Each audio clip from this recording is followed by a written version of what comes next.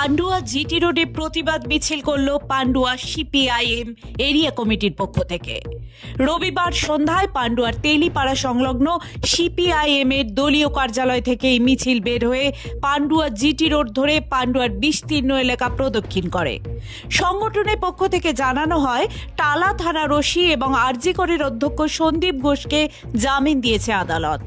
90 দিন পার হলেও আদালতের চার্জশিট পেশ করতে পারেনি সিবিআই, তাই তাদের জামিন হয়েছে।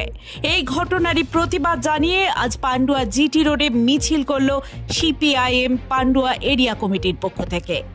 এই দিনের এই মিছিলে উপস্থিত হয়ে পান্ডুয়ার সিপিআইএম এরিয়া কমিটির সম্পাদক আমজাদ হোসেন বলেন, আজকে ভারতের কমিউনিস্ট পার্টি মার্ক্সবাদী আমাদের পশ্চিমবঙ্গ রাজ্য কমিটির ডাকে গোটা পশ্চিম বাংলায় আজকের এই মিছিল অনুষ্ঠিত হয়, প্রতিবাদ মিছিল অনুষ্ঠিত হচ্ছে।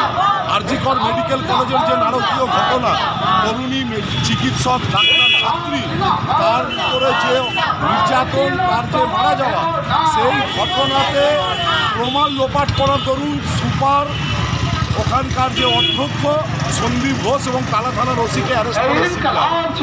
আজ অবধি 90 দিন হয়ে গেল, সিবিআই চার্জশিট জমা দেয়নি। এটা কিসের কি প্রকাশ করে, কি প্রমাণ করে? গোটাটা তৃণমূল আর বিজেপির সেটিং। সন্দীপ ঘোষ আর টালা থানার ওসি থাকলে তৃণমূলের লুট দুর্নীতি আর আরজি করের এই মেডিকেল কলেজের ছাত্রী যে খুন হয়েছে, ধর্ষিতা হয়েছে, সেই ঘটনায় তারা দোষীর সামনে বেরিয়ে যাবে।